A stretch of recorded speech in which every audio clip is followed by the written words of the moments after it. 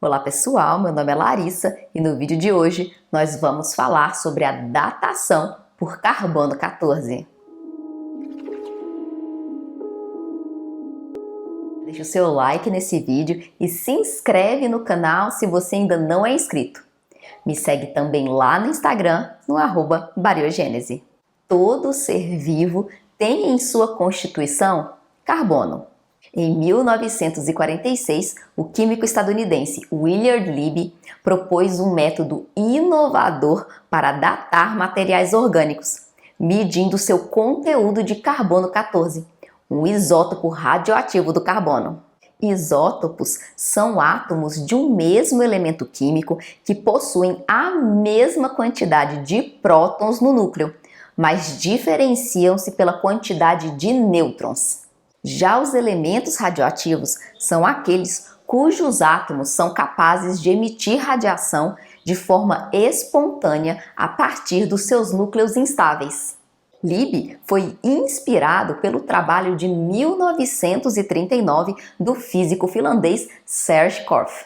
Ele descobriu que nêutrons eram produzidos durante o bombardeio da atmosfera pelos raios cósmicos, ou seja, partículas de alta energia vindas de diversas regiões do espaço e que atingem a Terra todos os dias.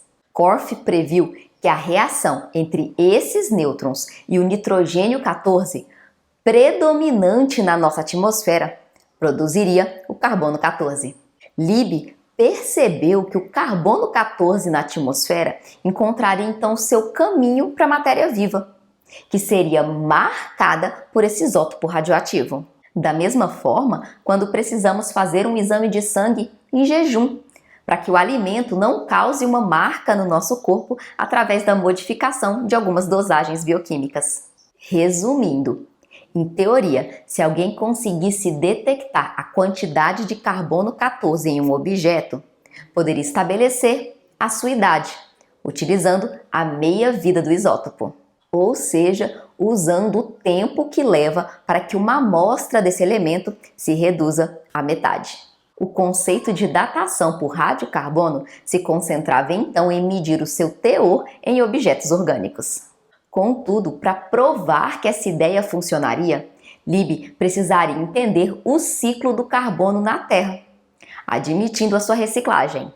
Essa reciclagem é importante por permitir que esse elemento esteja sempre circulando no meio e entre os seres vivos. A datação por radiocarbono seria mais bem sucedida se dois fatores importantes fossem verdadeiros. 1. Caso a concentração do carbono 14 na atmosfera tenha sido constante durante alguns milhares de anos. 2. Caso o carbono tenha se movido facilmente pela atmosfera, biosfera, oceanos e outros reservatórios. Libby raciocinou que deveria existir um estado de equilíbrio em que a taxa de produção do carbono 14 fosse igual à sua taxa de decaimento, ou seja, a taxa com a qual ele se desintegra. Felizmente para ele, mais tarde isso foi provado como verdade. A quantidade de carbono 14 presente na atmosfera é constante, de cerca de 14 dpm por grama, ou seja, 14 desintegrações por minuto para cada grama do carbono.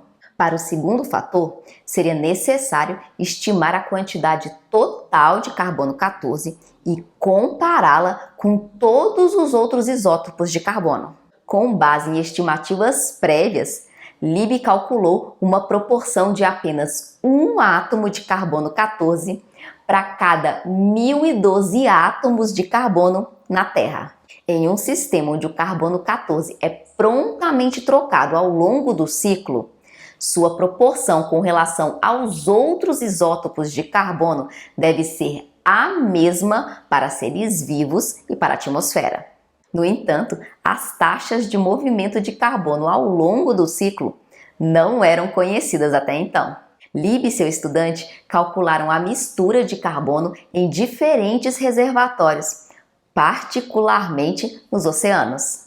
Seus resultados previram a distribuição do carbono 14 no ciclo do carbono.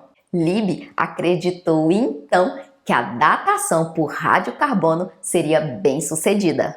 Em resumo, o carbono 14 é formado na estratosfera terrestre, quando nêutrons de raios cósmicos bombardeiam o nitrogênio 14 presente nas camadas superiores da nossa atmosfera.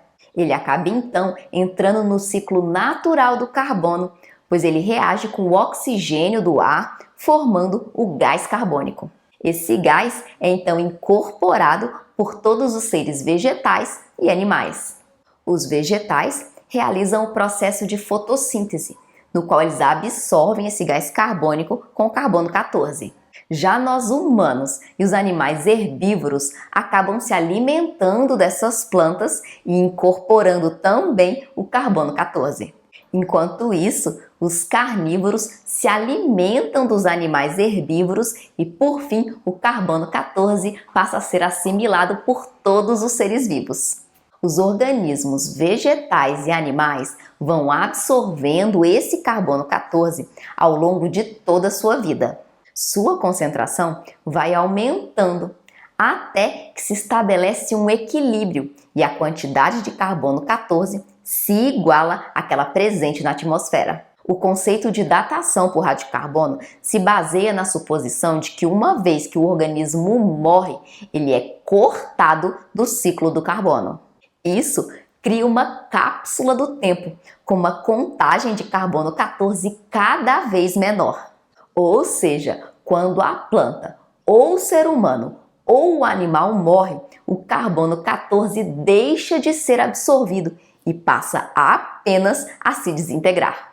Fontes extremamente antigas, como jazidas de carvão e petróleo, não teriam nenhuma quantidade de carbono 14. Já em objetos orgânicos de idades intermediárias, entre alguns séculos e vários milênios, umidade pode ser estimada medindo a quantidade de carbono 14 naquela amostra e comparando com a sua meia-vida, que é conhecida de 5.700 anos.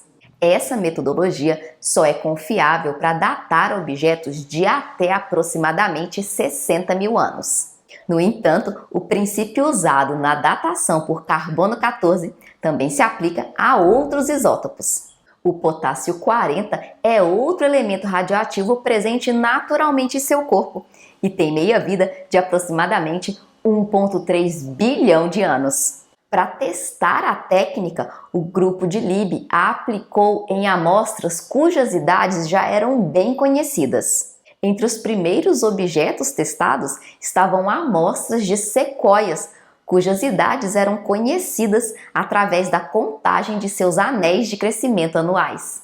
Eles também coletaram amostras de artefatos de museu, como, por exemplo, um pedaço de madeira de um barco funerário de um faraó egípcio. Esse objeto tinha uma idade conhecida pelo registro da morte do seu dono. Por esse trabalho magnífico, Willard Lieb recebeu o Prêmio Nobel de Química de 1960. O método desenvolvido por ele nos permitiu refutar várias crenças, incluindo a noção de que a nossa civilização se originou na Europa. Ao datar objetos feitos pelo homem da Europa, das Américas, da Ásia, da África e da Oceania, os arqueólogos estabeleceram que as civilizações se desenvolveram em muitos locais independentes em todo o mundo. Quais outros exemplos vocês conseguem dar para a revolução da datação por carbono 14 e outros isótopos? Deixa aí nos comentários. Se vocês gostam desse tipo de vídeo, não deixem de se inscrever no canal, curtir, compartilhar com os amigos e acionar o sininho para não perder nada. Ficamos por aqui, nos vemos no próximo vídeo. Um beijo, tchau!